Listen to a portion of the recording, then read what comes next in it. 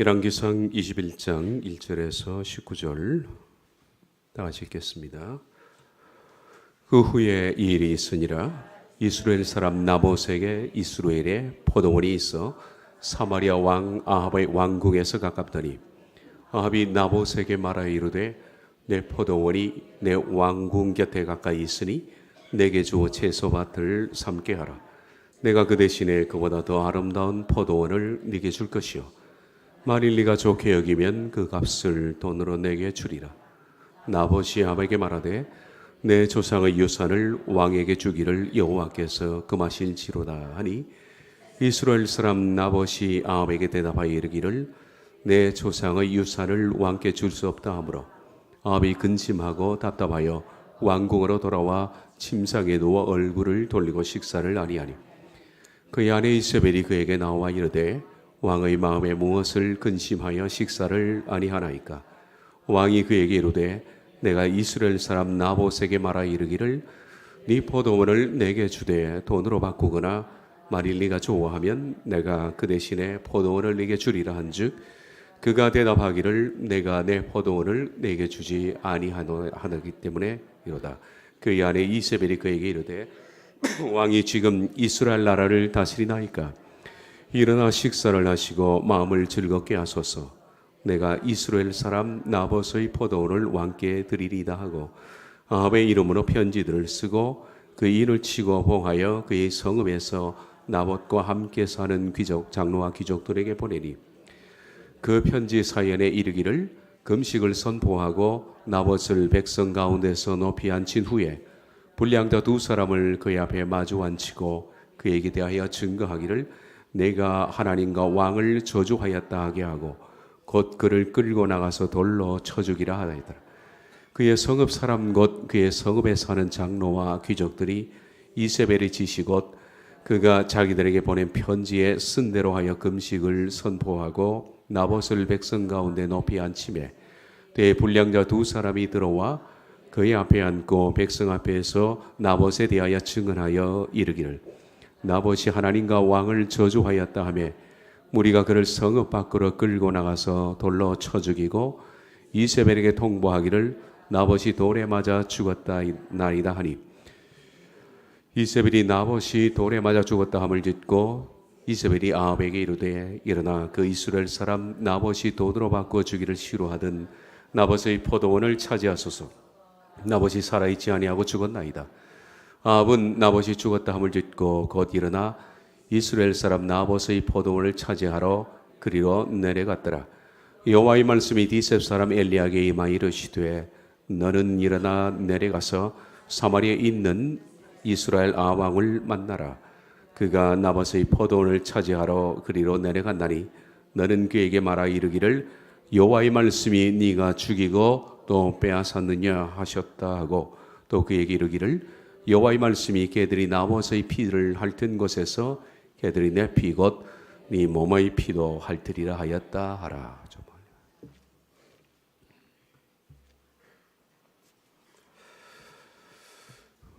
엘리야 설교가 마지막입니다.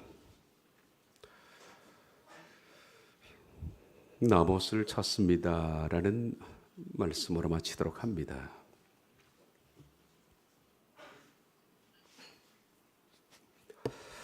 어떤 목사님이 신앙 여름 캠프에 초청을 받아갔습니다. 말씀을 전하러.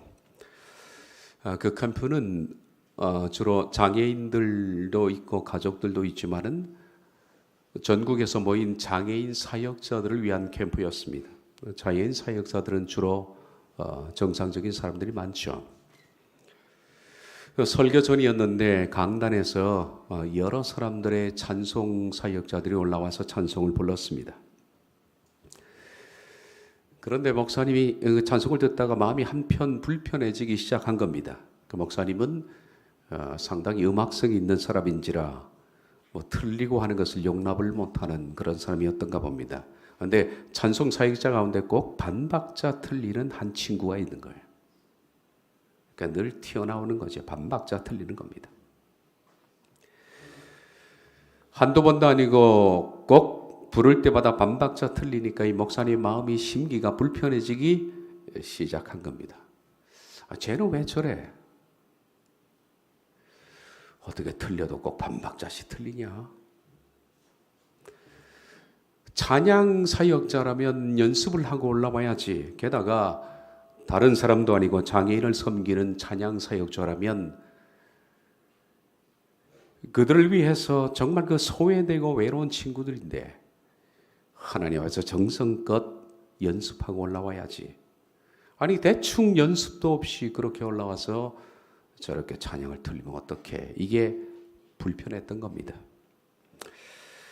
찬양 부르는 내내 목사님의 심기는 불편했는데 찬양이 끝나자 사회자가 나와서 말하기를 말씀을 듣기 전에 한 형제가 먼저 간증을 하겠다는 겁니다.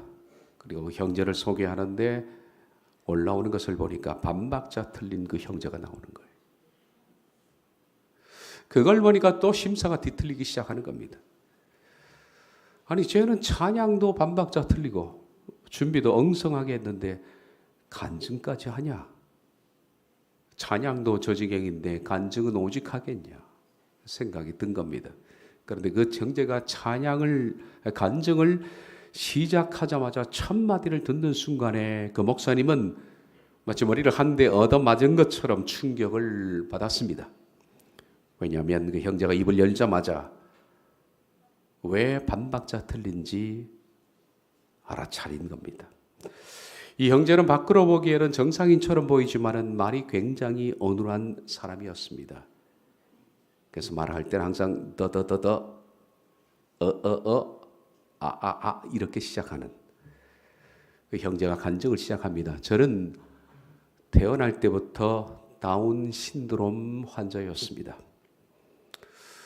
엄마가 저를 임신했을 때 주변 친척들이 다 지우라고 했지만은 엄마는 신앙이 있는 사람인지라 하나님 앞에서 절대 그러지를 못했답니다.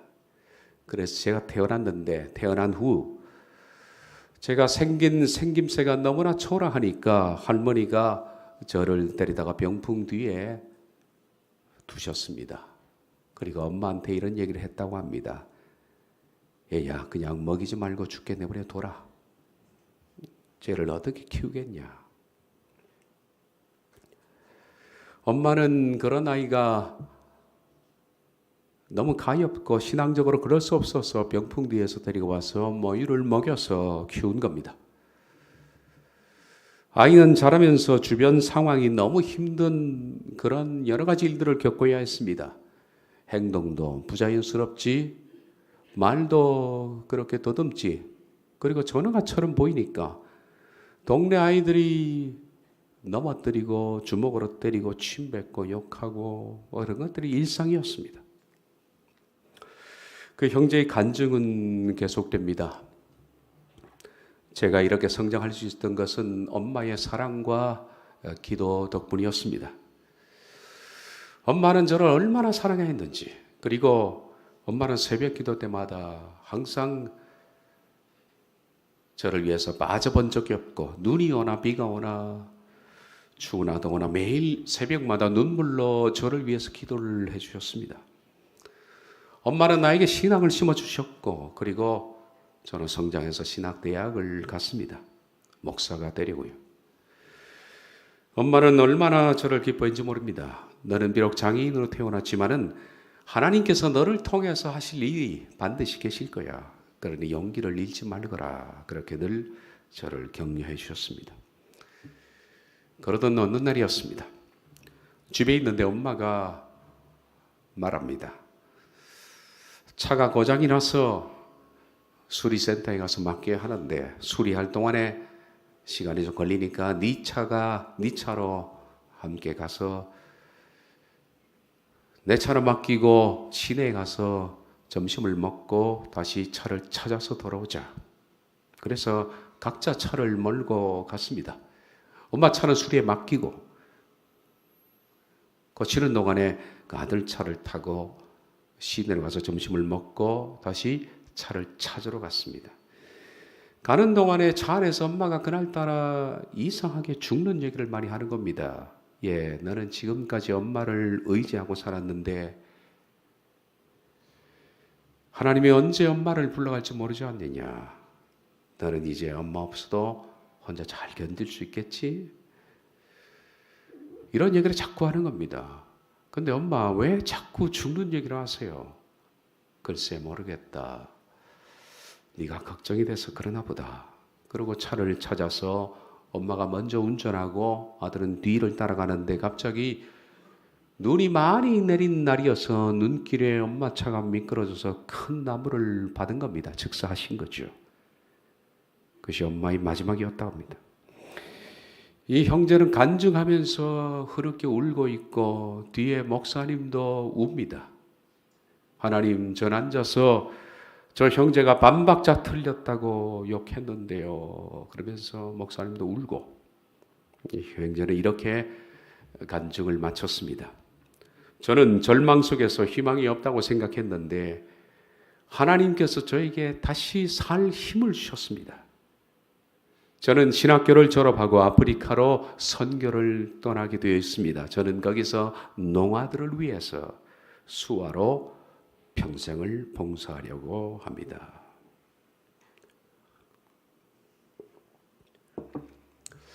이 세상에는 이 친구처럼 반박자 틀린 사람들이 참 많이 있는 것 같습니다. 반박자 틀리는 사람들. 뭔가 맞아 떨어지지 않는 사람들, 밖으로 보기에는 굉장히 어설퍼 보이는 사람들, 바보처럼 보이고 부족하고 우습고 약하고 초라하게 보이는 사람들. 반박자 틀리는 사람들입니다. 세상은 그러겠죠. 이 반박자 틀리는 사람을 보면 아주 우습게 여길 겁니다. 하찮게 취급할 겁니다. 그러나 반박자 틀린 사람들 속은 우리가 생각하는 것보다 훨씬 깨끗하고 고결하다는 것을 잊으면 안 됩니다. 그리고 반박자 틀리는 사람들 가운데서 신앙인들이 있는데 하나님 보시기에는 보석들이 많이 있습니다. 나봇이 그렇습니다. 나봇이 반박자 틀린 사람입니다. 나봇은 아무 권력이 없고 힘도 없는 평민 중에 그냥 평민이었습니다. 그래서 누가 힘 있는 사람이나 잘난 사람이 그를 밟으면 그냥 밟힐 수밖에 없는 그냥 그렇게 살아가는 사람입니다. 어느 날 왕이 나봇을 밟았습니다. 아합이 밟은 그 반박자 틀린 그 나봇은 하나님 앞에서 존귀한 사람이었습니다. 그걸 왕은 몰랐죠. 그 결과 아합은 하나님의 큰 분노를 사게 되었고 엄청난 징계를 감수해야만 한 겁니다. 나봇은 아합의 왕궁 가까운 곳에 살았던 사람입니다. 그는 굉장히 가난했습니다. 그렇지만은 조상 대대로 내려오는 아주 조그맣고 아름다운 포도원이 딸린 집에서 스스로 만족하며 하나님을 경외하며 살았던 사람입니다. 어느 날 아합이 지나가다가 나봇의 포도원을 보고 그걸 갖고 싶어서 병이 난 겁니다. 참 이해가 불가한 일입니다. 모든 것을 가진 왕이 그 조그마한 손바닥만한 포도원에 마음을 빼앗긴 겁니다. 더 좋은 것이 많은데, 다 지 것인데 왜 그 포도원에 빠졌는지 모르겠습니다. 왕은 사람을 보내서 나봇에게 당신이 가진 포도원보다 훨씬 큰 토지를 내가 줄 것이다. 게다가 돈까지 후하게 쳐서 줄 테니까 바꾸자고 제안했습니다. 2절을 보면 아합이 나봇에게 말하여 이르되 네 포도원이 내 왕궁 곁에 가까이 있으니 내게 주어 채소밭을 삼게 하라. 내가 그 대신에 그보다 더 아름다운 포도원을 내게 줄 것이요 만일 네가 좋게 여기면 그 값을 돈으로 내게 주리라. 아합 왕은 생각했습니다. 이런 정도의 제안이라면 나봇이 흔쾌하게 응할 줄 생각했는데 돌아오는 답변은 노였습니다. 정말 의외였습니다. 의입니다.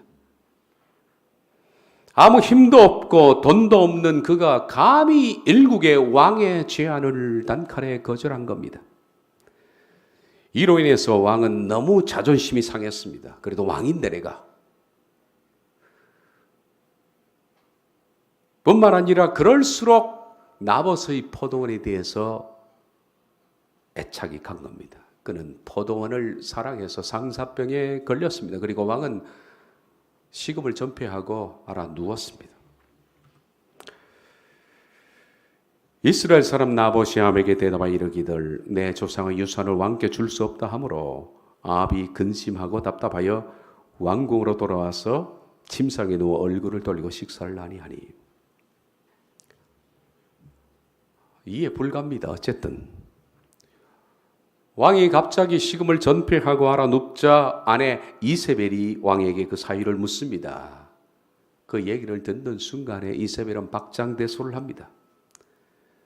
아니 그깟 간단한 문제를 당신은 머리를 싸고 헤맵니까? 당신이 왕 맞습니까? 내게 맡기십시오. 그리고 이세벨이 이 문제를 해결하는데 마치 식은 죽을 먹는 것처럼 너무 손쉽게 이세벨은 이 문제를 해결했습니다. 그것은 정치적 술수를 동원해서 그 나봇 나쁜 놈으로 만들고 권력으로 그것을 빼앗으면 되는 겁니다. 아주 간단한 일이죠.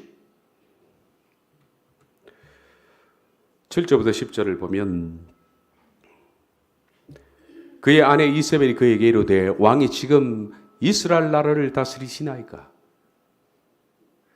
일어나 식사를 하시고 마음을 즐겁게 하소서. 내가 이스라엘 사람 나봇의 포도원을 왕께 드리이다 하고 아합의 이름으로 편지를 쓰고 그 일을 치고 봉하여 그의 성읍에서 나와 함께 사는 장로와 귀족들에게 보내니 그 편지 사이에 이르기를 금식을 선포하고 나봇을 백성 가운데 높이 앉힌 후에 불량자 두 사람을 그의 앞에 마주 앉히고 그에게 대해 증거하기를 네가 하나님과 왕을 저주하였다 하게 하고 곧 그를 끌고 나가서 돌로 쳐 죽이라 하였더라. 참 간단한 일입니다. 너무 쉬운 일입니다. 정치적 술수와 그리고 권력이면 다 됩니다. 아주 간단합니다. 그것만 있으면 그냥 누구든지 죽이고 빼앗을 수가 있는 겁니다. 이세벨은 편지를 한 통 써서 나봇이 사는 성읍의 장로들과 귀족들에게 편지를 보냈습니다. 편지 내용에는 그런 것이 있겠죠. 여기 나와 있지 않지만 만약 내 말을 따르지 않으면 당신들 큰 화를 입을 테니까 각오해라 라는 식으로 협박도 들어있었을 겁니다. 편지 내용은 그것입니다. 나봇의 포도원을 어떤 이유든지 국가에 귀속시켜야 하겠다. 그러니 당신들이 몰래 불량배 두 사람을 사라.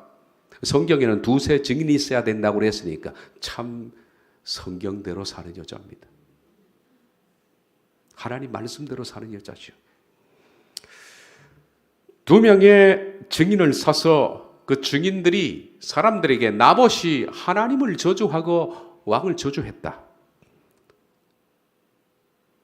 그 사형죄죠. 그렇게 증언하라고 한 겁니다. 그 성읍의 장로들과 귀족들이 이세벨이 시키는 대로 두 불량배를 돈을 주고 매수했습니다. 그리고 마을 사람들을 다 모이게 했습니다.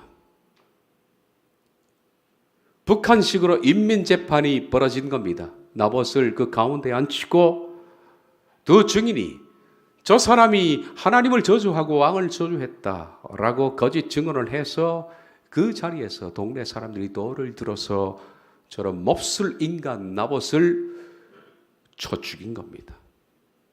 투석형으로. 나봇이 죽자 나봇의 포도원은 자연적으로 국가에 귀속이 되었고 아합의 것이 되었습니다. 참 뛰어난 권모술수와 힘입니다. 이 세상에는 지금도 이세벨처럼 권모술수와 권력의 힘을 이용해서 힘없는 백성들을 그렇게 압제하고 빼앗는 경우는 그때나 지금이나 그럴 겁니다. 그때나 지금이나 정치적 겉모술수, 간단한 것 하나와 권력만 있으면 힘없는 사람을 죽이고 빼앗는 것은 지금도 마찬가지입니다. 권력도 없고 게다가 술수도 없는 이 답답한 나봇은 아무 저항 없이 그냥 그렇게 죽은 겁니다. 그는 누가 밟으면 밟힐 수밖에 없는 민초였습니다. 그렇게 간단히 정치와 권력으로 나봇을 죽이고 빼앗았습니다. 나봇은 자신의 포도원을 빼앗겼고 마을 사람들은 생각하기를 하나님을 저주하고 왕을 저주한 나봇은 사악한 인간이다라고 생각을 한 겁니다. 그 뒤에 어떤 정치적인 음모가 있었는지는 사람들에게는 숨겨진 얘기입니다. 그렇게 스토리는 끝났습니다. 이세벨에게 통보하기를 나봇이 돌에 맞아 죽었다 나이다 하니 이세벨이 나봇이 돌에 맞아 죽었다 함을 듣고 이세벨이 아합에게 이르되 일어나 그 이스라엘 사람 나봇이 돈으로 바꿔 주기를 싫어하던 나봇의 포도원을 차지하소서. 나봇이 살아있지 않고 죽었나이다. 아합은 나봇이 죽었다 함을 듣고 곧 일어나 이스라엘 사람 나봇의 포도원을 차지하러 그리로 내려갔더라. 이것이 세상사입니다. 이것으로 모든 것이 끝났을까요? 다 끝났을까요?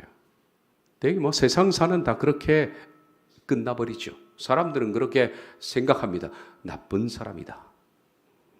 법을 어긴 사람이다 라고 생각하지만 이 세상에는 겉모술수로 그렇게 된 사람들이 많이 있습니다. 세상사는 이렇게 끝날지 몰라도 그러나 그 세상사 뒤에 하나님의 역사가 부록처럼 붙어 있다는 것을 사람들은 잘 모릅니다. 세상사는 끝나도 하나님의 역사는 아직 끝나지 않았습니다. 하나님은 선지자 엘리야를 보내서 아합에게 하나님의 역사를 그에게 설명을 해 주십니다. 여호와의 말씀이 디셉 사람 엘리야에게 임하여 이르시되 너는 일어나 내려가서 사마리아에 있는 이스라엘의 아합 왕을 만나라. 그가 나봇의 포도원을 차지하러 그리로 내려간다니 너는 그에게 말하 이르기를 여호와의 말씀이 네가 죽이고 또 빼앗았느냐 하셨다고 또 그에게 이르기를 여호와의 말씀이 개들이 나봇의 피를 핥던 곳에서 개들이 내 피 곧 내 몸의 피도 핥으리라 하였더라. 참 무서운 저주입니다. 그리고 이 저주의 말씀은 다음 장인 열왕기상 22장에 그대로 됩니다. 이 사건 이후로 아람과의 전투가 벌어졌는데 이 전투에 아합 왕이 참가를 했다가 화살 하나가 빗맞아 날아오는 것에 관통을 했습니다. 그리고 그는 중한 부상을 입고 병거를 타고 오다가 나봇의 포도원 근처에 왔는데 거기서 마을 사람들이 나봇을 나쁜 놈이라고 돌을 쳐 죽인 그 장소, 그래서 그 시체를 거리에 방치했는데 지나가던 개들이 그 시체의 피를 핥았던 그 장소에서 그는 쓰러져 죽었고 마찬가지로 개들이 와서 아합 왕의 피를 핥은 역사가 다음 장에 나옵니다. 하나님의 역사는 아직 끝나지 않은 거죠.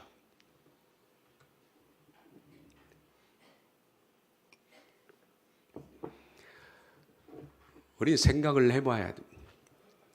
아니 대체 그 포도원이 뭐길래 그게 뭐길래 이 나봇이 그렇게 목숨을 거냐 하는 겁니다.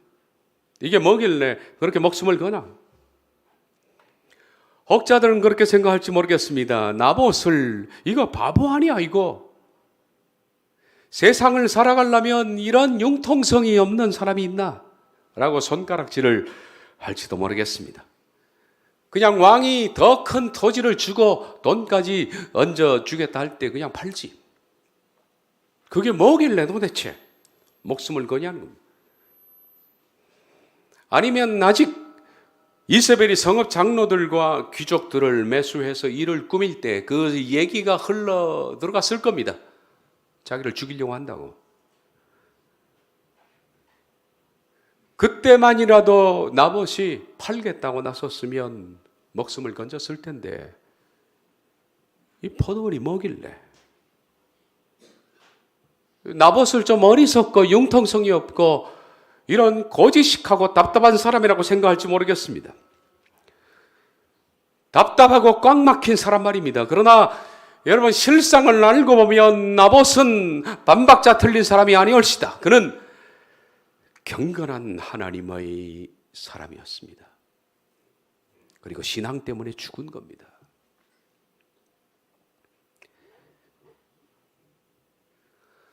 아합이 나봇에게 말하기를 큰 땅과 호환 돈을 줄 테니까 네 포도원을 내게 팔라 했을 때 나봇이 대답했던 말입니다.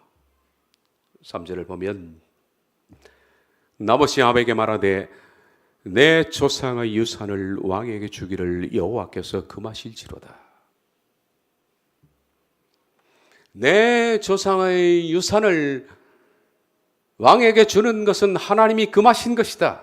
이건 나봇에게 돈의 문제도 아니고 권력 앞에서 느끼는 두려움의 문제도 아닙니다. 이것은 하나님의 말씀 그 계명을 복종하느냐 그렇지 않느냐 하는 문제입니다. 나봇에게는 이것이 더 큰 문제였습니다. 경제적인 측면에서 보면 아합의 거래 조건은 상당히 좋은 편입니다. 후한 겁니다. 더 큰 것을 주겠다는데 동시에 돈도 주겠다는데 게다가 그렇게 왕의 청을 들었으면 왕에게 그는 개인적으로 친분을 맺을 수 있는 왕의 허위를 살 수 있는 저로의 찬스입니다. 수많은 사람들이 왕과 허위의 관계를 맺으려고 아부를 하는데 왕과 한번 좋은 관계를 맺어 놓으면 나봇은 나보고 살아가는 동안에 어려운 일이 생기면 그 왕이 자신의 삶의 방패가 될 수도 있는 겁니다. 그런데 나봇은 이 모든 조건을 거부합니다. 그는 거부하면서 단호히 말합니다. 할릴라 리 메 예호와 여호와께서 금한 것입니다 라고 말합니다. 금하다라는 할릴라는 불경스럽다라는 뜻입니다. 다시 말하면 이것은 여호와께서 불경스러운 것이라고 말하셨습니다. 땅을 판다는 것은 불경스러운 것이라고 나봇이 말한 겁니다. 하나님 앞에서. 그렇습니다. 가나안 땅을 분배하면서 하나님은 이스라엘 그들의 조상들에게 이렇게 말씀을 하셨습니다. 레위기 25장 23절을 보면 토지를 영고히 팔지 말 것은 토지는 다 내 것임이니라. 너희는 거류이며 동거하는 자로서 나와 함께 있느니라. 이스라엘의 토지법입니다. 토지는 하나님의 것이다. 실은 우리 것이 아니죠. 우리가 우리 이름으로 등기하지만은 여러분 등기해놓고 내 땅 그어놓고 그거 등기해놓고 꼼짝없이 내 재산 관리하지만은 내가 죽으면 그거 내 거 되지 않습니다. 자녀에게 물려줘도 100년 지나고 200년 지나면 다른 사람이 그 땅의 주인이 되는 겁니다. 등기만 있으면 내 것이라고 생각합니까? 토지는 하나님의 것입니다. 하나님이 창조하신 세계입니다. 너희는 이 땅에 잠시 거류했다 떠나는 나그네다. 이걸 잊지 말라. 그래서 토지 매매 금지법을 하나님께서 애초에 세우신 겁니다. 그래서 토지를 파는 것은 여호와의 계명을 어기는 것이고 할릴라 곧 불경스러운 일입니다. 그러나 당시에는 이스라엘 백성들 가운데 하나님의 법이 온전히 지켜지지 않았기 때문에 불법적으로 토지를 마구 파는 경우가 허다했다라고 할 수가 있습니다. 그 신뢰가 미가서 2장 2절인데 거기에 나와 있습니다. 밭들을 탐하여 빼앗고 집들을 탐하여 차지하니 그들이 남자와 그의 집과 사람과 그의 산업을 강탈하도다.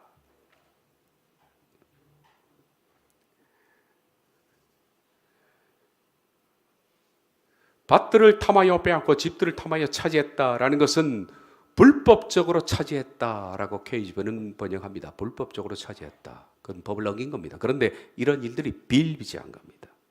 비일비재한. 그러니 그 시대에 이런 일들이 흔하게 있었으니까 여호와의 계명은 제대로 지켜지지 않았고, 아합도 생각하기를 돈 주면 남의 토지도, 하나님 계명은 중요한 것도 아니고 남의 토지도 살 수 있고 빼앗을 수 있다라는 생각을 갖게 된 것이고, 성읍 사람들도 그건 그렇게 흘러가는 사회 관습이야 그렇게 생각한 겁니다. 그러므로 아합의 죄화는 하나님의 계명에 대해서는 분명히 불경스러운 것은 맞습니다. 그러나 지금 이 시대에 사람들이 그렇게 다 하지 않습니까? 나봇은 아합 왕의 제안에 이렇게 생각할 수 있는 겁니다. 함디아를. 그거는 내 조상 때 있었던 일이고 지금은 시대가 달라졌어. 주변에 보니까 많은 사람들도 다 계명들 어기고 땅을 팔고 사고 그러는데 내가 왕이 제안한 것인데 무슨 내가 힘이 있겠어. 어떻게 생각하면 이것은 하나님의 복일지 몰라.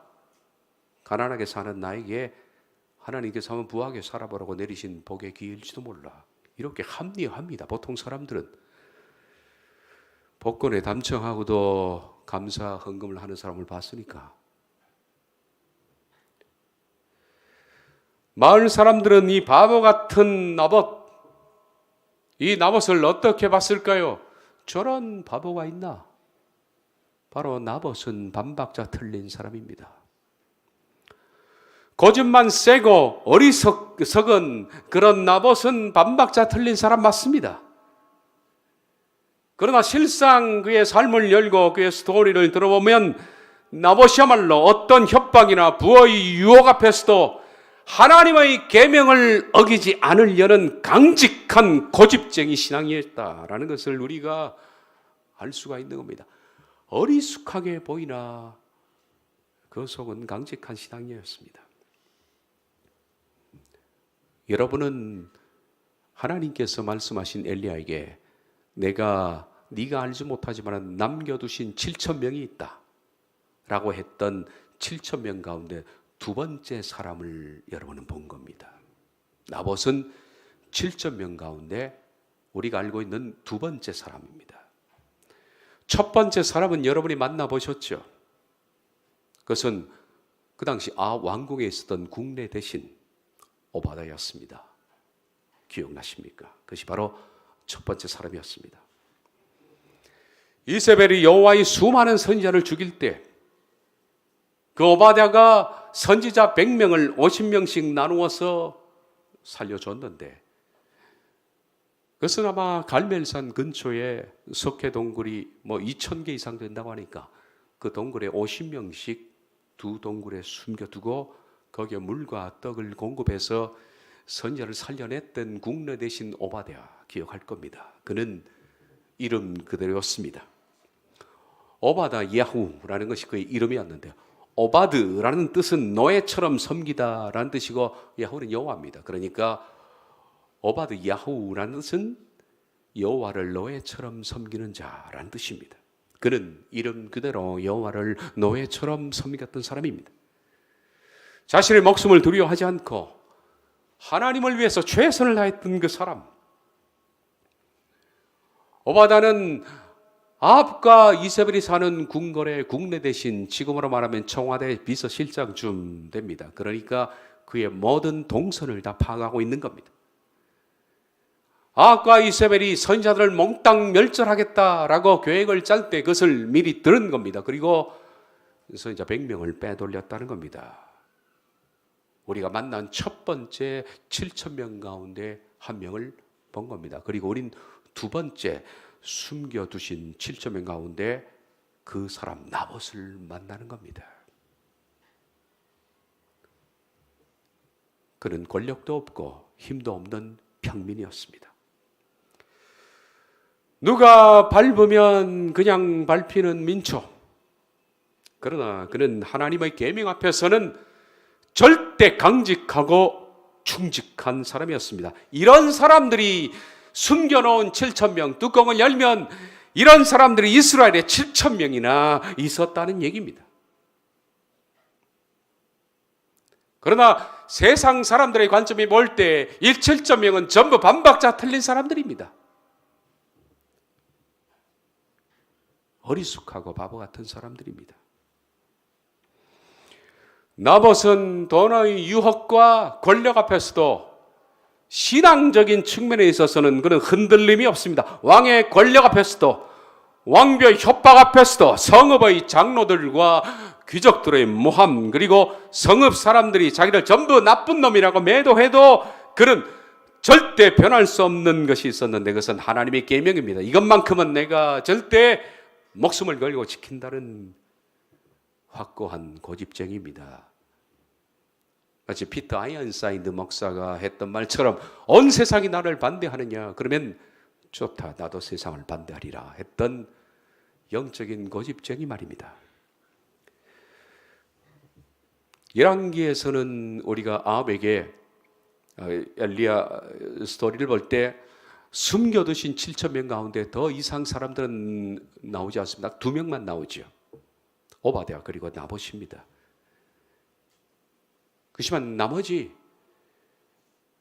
6,998명도 다 성경에는 기록되지 않지만 그들의 스토리를 열어보면 다 이런 분들입니다. 이 사람들이 하나님의 백성이라 그렇게 생각한 겁니다. 숨겨놓은 7,000명은 다 이런 사람들입니다. 그때나 지금이나 이들은 다 하나님의 보이지 않는 지하교회 사람들입니다. 잘 보이지 않는 곳에 있는 사람들, 사람들의 눈에 잘 띄지 않는 사람들, 사람들이 보면 그저 약하게 보이고 보잘것없어 보이는 사람들, 우습게 보이는 사람들, 반박자 틀린 그 형제처럼. 근데 반박자 틀리는 사람을 우습게 보지 마십시오. 비록 세상 사람들이 보기에는 융통성이 없고 뭐가 덜 떨어지고 어리숙하고 가난하고 형편없다 할지라도 그들 속에는 하늘의 순수함과 순결함이 있는 겁니다. 하늘의 성품으로 살아가는 사람들은 언제나 이 세상을 반박자 틀리게 살아갈 수밖에 없는 겁니다. 그래서 그들이 하나님의 숨겨놓으신 7,000명입니다. 성도는 이것이 있는 사람들입니다. 다른 것은 없어도 이 프라이드가 있는 겁니다. 세상 사람 앞에서, 돈 앞에서, 힘 앞에서 고결한 자존심을 가지고 사는 사람들이 성도입니다. 비록 세상 일에는 반박자 틀려서 뭔가 좀 엇박자를 그리니까 세상과 부조화를 이루고 어리숙하게 보일지 몰라도 하나님 앞에서는 이런 사람이 귀족입니다. 하나님의 귀족이지요. 베드로전서 2장 9절의 말씀처럼 너희는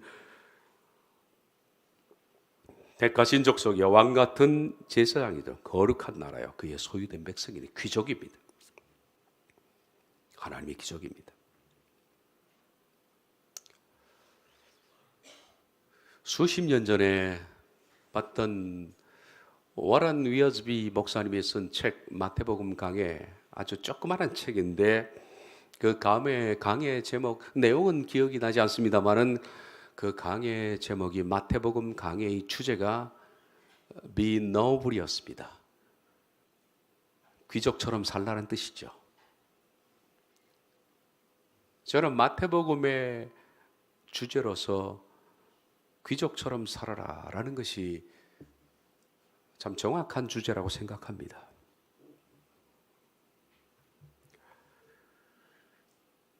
사도행전 21장 11절에도 베레아에 있는 사람들은 데살로니가에 있는 사람들보다 더 너그러워서라고 개역개정이 번역했지만 옛날 개역 성경에는 신사적이어서라고 했는데 이 신사적이어서라는 유로게네스는 귀족적이어서라고 번역할 수 있는 단어입니다. 그렇습니다. 베레아 사람들의 성품은 더 귀족적입니다. 그래서 그들은 간절한 마음으로 말씀을 받고 이것이 그러한가요? 날마다 성경을 상고했다 라고 말합니다. 이것이 하늘의 기적입니다. 비록 우리가 예전에는 성품이 천박할 수도 있고 형편없는 사람이었다 할지라도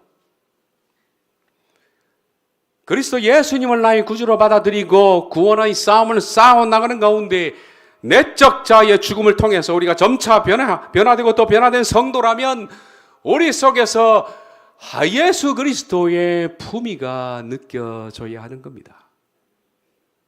천박한 사람은 결코 성도가 될 수 없습니다. 하늘의 고귀한 품성을 가진 귀적 품성을 가진 사람들이 하나님의 사람들입니다. 이 세상의 힘과 권력과 모욕과 경멸을 당한다 할지라도 그리스도인들의 고집은 변하지 않습니다. 영의 그 고상함, 이것을 가진 사람을 하나님의 사람이라고 볼 수가 있는 겁니다. 나봇을 찾고 싶습니다. 엘리야 시대 때 남겨둔 7,000명, 숨겨놓은 7,000명처럼 오늘 이 시대에 나봇을 찾습니다. 세상 일에는 언제나 반박자 틀려 우습게 취급을 당하고 있는 나봇. 뭔가 일에 재빠르게 대응하지 못하고 응수하지 못해서 항상 이 세상의 일에는 마치 언제나 초보 운전차처럼 낯설고 서툴러서 버벅거리는 그 나봇을 찾습니다. 융통성을 발휘하면 큰 땅도 차지하고 돈도 벌 수가 있는데 언제나 이 세상사에 관심을 덜 가졌기 때문인지 아니면 어리숙했는지 반박자 놓쳐서 어리숙하게 살고 있는 그 나봇을 찾습니다. 모함을 당하고 모욕을 당하고 그리고 부당함 앞에서도 항변하지 않고 그저 그것을 당하면서 조용히 내려놓고 하늘만 쳐다보고 살아가는 나봇을 찾습니다. 그들이 바로 엘리야 시대 때 숨겨놓은 7,000명이고 이 시대에 숨겨진 7,000명입니다. 그들은 오늘 지하 교회에 있는 겁니다. 잘 보이지 않는 곳에. 왜냐하면 주목할 만한 것이 없기 때문입니다. 빛나는 것도 없고 그들의 재치에서 배울 수 있는 것도 없는 겁니다. 사람들이 우습게 여길 수 있는 그런 사람입니다. 그러나 반박자 틀린 나봇을 우습게 보지 마십시오. 융통성 없고 뭔가 어리숙하게 보이는 이유는 그들이 이 세상의 뉴스에 민감하지 않고 하늘 뉴스에 민감하기 때문에 그걸 좀 못 듣고 있는 것뿐입니다. 그들이 어리숙하게 보이는 것은 이 세상에서 재치 있고 한 박자 빠른 사람이 뭔가를 차지하지만 이들은 더 중요한 그들 내면의 정결함을 쫓아 사는 사람이기 때문에 박자를 놓칠 뿐입니다. 그들 속에는 강직한 성품이 있습니다. 나봇에게는 이것이 있지 않았습니까? 사람들과 세상과 돈 앞에서 고결한 자존심. 비록 이 세상 일에는 반박자 틀린 어리숙한 사람일지라도 하나님 앞에서 고결한 삶을 사는 나봇, 그 나봇을 오늘 찾습니다. 여러분이 되었으면 좋겠습니다. 엘리야 설교를 마칩니다. 디셉 촌놈 엘리야라고 시작했던 엘리야부터 해서 그리고 마지막 어리숙한 나봇까지 그렇습니다. 우리가 봤던 엘리야 모든 강해는 촌놈들의 행전이라 그렇게 볼 수 있습니다. 신약에 사도 행전이 있다면 엘리야를 보면서 우리가 느끼는 것은 바로 촌놈 행전이구나. 그것이 바로 하나님의 사람이구나 하는 것을 느낍니다. 기도하겠습니다.